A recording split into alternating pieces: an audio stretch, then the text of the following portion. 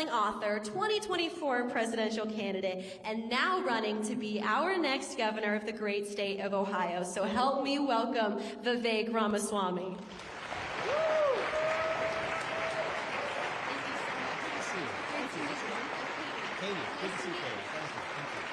Give Katie another round of applause. She did such a great job. Thank you. It's good to be here, guys. Back home in Cincinnati. I grew up in Evendale. I was born and raised right off I-75. Went to Princeton Public Schools through 8th grade, and then I went to St. X for high school. We got any St. X guys in here? Got a couple Bombers. Nice weekend coming up. State championship. We're looking forward to that. It's great to be here. We're going to have more of a conversation tonight, but I wanted to kick things off with actually starting with a question I often get from young people that has nothing to do with politics. It relates to career advice, relates to advice of how to achieve success. And I thought I'd kick off with my own personal story to share a bit about that tonight, something I often don't talk about enough on the campaign trail. But back in my hometown, I thought it was a good way to start our discussion tonight. And I think the moral of the story I'd like to leave with all of you by the end of the night is one I'll just kick off with right now at the very beginning. The number one factor that determines whether you achieve your goals in life is actually you.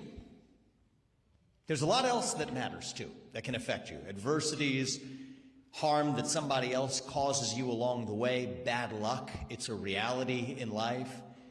I'm not saying those things don't exist, but the number one factor that matters above everything else in the long run is your own commitment to your own goals, to your own ideals, whatever they may be. And that's what the American dream is built on. My parents came halfway around the world as legal immigrants from India to Cincinnati, Ohio, of all places, about a half century ago. My dad worked at GE. My mom was a psychiatrist who took care of nursing home patients right here in the greater Cincinnati area, including doing some of her work right here at UC as well. My dad did his engineering program here at UC. They never imagined that in a single generation their son would go on to found successful companies or now be in a position to lead the very state where I was born and raised. We went to public schools because we wouldn't have thought of affording private schools till I was in 8th grade. But we went to St. X for high school because that was the place where I felt like I could best pursue excellence without having to apologize for it. I got a great education there. Went to Harvard for college, Yale for law school. And those were different schools then, frankly, than they are today, in that they were liberal, they leaned left.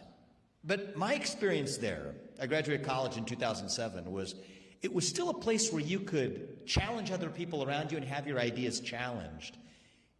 And because I was a conservative, I leaned libertarian conservative, I got a better education than the people around me because I was constantly challenged. And when you're challenged, 9 out of 10 times you come out with stronger convictions on the other side of it. And 1 out of 10 times, especially as a younger person, you change your mind. Both of those things are a good outcome. And that helped me because by the time I graduated, I kept an open mind about the career journey I wanted to pursue. My parents had always imagined that I would be a doctor, going to medical school. I ended up studying biology but pursued a different track. I got my start in biotech investing. I joined a hedge fund in New York City after I graduated. I was curious about achieving success in capitalism. You know, my dad had faced down layoffs at the GE plant in Evendale under Jack Welch. Made me curious, who is this Jack Welch guy and how do you achieve that scale of success? So I ended up working for the hedge fund in New York, focusing on investing in biotech companies. And I learned a lot during that period. I had an itch about 3 years in to say, you know what, I've had enough of this biotech investing stuff. I had an itch to study law and political philosophy. I pursued a law degree at Yale Law School for 3 years. I kept my job while I did it. But then after I graduated, I had a lot of spare time on my hands. I said, okay, I had law school and my hedge fund job. Now I only have the job. I decided to fill my spare time with one of the great misadventures of my career. I took up stand-up comedy in New York City. Took 10 shows, and they did not go very well. That was the experience of failure that I was talking to you about. But they taught me something really interesting, which I'll leave with you, which is anywhere you went, this is what they taught you. Take a notebook, and when something annoys the hell out of you, write it down, go home, and you can unpack something funny in that. And that's what the best performers did when they went on stage. It only worked okay for me, but I ended up following that same tactic in my day job. I took a notebook around to every biotech or pharma company that I met with, and on the side would write down all the things that annoyed me about the way that this industry operated. And eventually that notebook became the business plan for me to found my first company. And to date, it's the oldest company I've founded. I've founded multiple successful companies, but the most successful was the first one, Roivant, which is today, by market value, one of the most successful biotech companies founded in the 21st century. But at the time I founded it, it was a challenge to the way the pharma industry operated. The rest of the industry, they ran in packs in one direction in certain therapeutic areas where they left certain other drugs behind. And my mission was to say, how do we develop those medicines that I couldn't back as an investor? That's what irritated me. I said I have to leave my job as an investor to actually found a new company. So I founded Roivant in 2014 to develop medicines in exactly the areas the rest of the biopharma industry had abandoned. And that's a strategy that's not without risk, because sometimes they abandon projects because they are risky. One of the early medicines we developed was a drug for Alzheimer's disease, and it was a bold bet. We developed it, but actually it was one of the first projects of my company, and it failed. You run clinical trials. Turns out most drugs for Alzheimer's fail. Turns out that's why a lot of pharma companies had backed off. And to me, again, that was another example, like the stand-up comedy career, I guess you could say, of encountering adversity. But we built a company that eventually developed and turned many of those therapies into approved medicines. One for prostate cancer, another for endometriosis and uterine fibroids, women's health conditions that pharma had actually ignored. And one actually is on the market today. It's a treatment for a congenital disease where kids are born without a thymus. 100% of those kids die by the age of 3 if they're untreated. And the therapy that we developed, now FDA approved, allows 70% of those kids to live lives of a normal duration. I tell you this story in part because it has nothing to do with politics, but it involves what I think is a core part of the American dream, is a willingness to take risks, a willingness to be contrarian. And that's actually the spirit that pulled me into politics. Because in 2020, something weird happened. Something strange happened in this country. After George Floyd died, there were all kinds of violent protests and new social movements in the country that called upon companies, including biotech companies like mine, to take sides in a cultural battle around BLM and Black Lives Matter, a movement that called for dismantling the nuclear family structure. And I felt that wasn't the job of a biotech CEO. We were developing life-saving medicines for patients who needed them. Our job was to focus on our mission and leave politics to somebody else. But one of the things I learned about is you may not care about politics, but politics still cares about you. There were demands that I, as a biotech CEO, veer out of my lane to make social proclamations. And that's when I said, you know what, this is not a biological cancer. Now it is a cultural cancer that we had to address head on. It was peak wokeness now, I will say, is behind us. But we got to remember what it was like a few years ago. In 2020, 2021, when Congresswoman Ayanna Pressley famously said, we don't want any more black faces that don't want to be a black voice. We don't want any more brown faces that don't want to be a brown voice. The doctrine of this new movement was the remedy to past discrimination is present discrimination. The remedy to present discrimination is future discrimination. And I grew worried. I grew worried that that new virus put at risk the American dream that I had lived. When I remember second grade, when I heard Martin Luther King's I Have a Dream speech for the first time, that's when he said, I hope my 4 children grow up in a country where they are judged not on the color of their skin, but on the content of their character. And that dream, it meant something to me because it was the dream that allowed me to achieve all the success I had achieved by that point in life. So I stepped down from my job as a biotech CEO to speak freely. I wrote a book called Woke Inc., which today, if you read it, it sounds pretty vanilla. Okay, there's nothing that's that brave or shocking in that book. But back in the environment of 2020, the stuff I said in that book was heretical. In corporate America, this made me something of a traitor to a class, even a pariah in certain circles in tech and biotech. The basic idea that you ought to be judged based on the content of your character and your contributions rather than your genetics. That was a strange idea back in 2020. But the beautiful thing is, over the last half decade, one of the things I've learned is how quickly we were able to grow out of that peak of left-wing wokeness. It still exists, but I think the peak is now behind us. And part of what I want to talk about tonight is the opportunity that now gives us. We defeated that left-wing wokeness at the ballot box last year when we sent Donald Trump back to the White House. I ran for the U.S. presidency to lead us out of the national identity crisis. I endorsed Donald Trump after I dropped out of the race because I believed he was going to revive that sense of national pride in our country. And now that peak of left-wing wokeness is behind us. The question ahead for us now in our conservative movement is now a harder challenge. It's no longer the question of what we are against, but now the question of who are we and what do we actually stand for. That's a harder question to answer. It's not wokeness, transgenderism, climatism, COVIDism. We know what we're against, but standing for our own values, individual, family, nation, God, that beats race, gender, sexuality, and climate if we have the courage to stand for what is right, what is true, what is good, what is beautiful.